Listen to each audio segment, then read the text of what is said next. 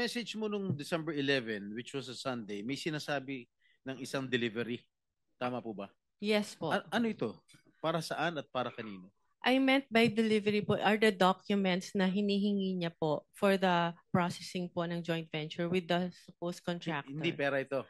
Kasi ang ini-insinuate ni Bryce Hernandez no sa House of nung nag-testify siya, ang insinuation sa akin because of my connections allegedly with certain Beng Ramos and yourself, na staff ko raw si Beng Ramos, yung delivery na, ang pinalabas niya sa house, yung delivery niya, yung ibig sabihin ng delivery, pera. Na nag-deliver ka ng pera straight to my office.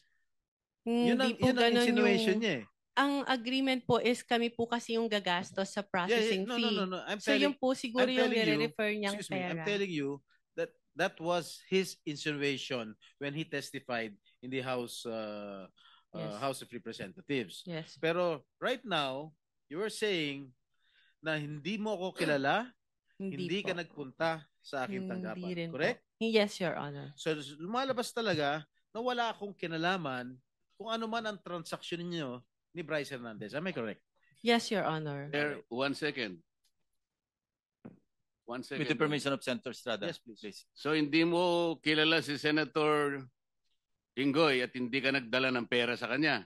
Hindi po. Kahit po kay Bryce, wala po akong dinalang pera. Okay. So talagang safe ka na. Please continue. Okay. Nabigyan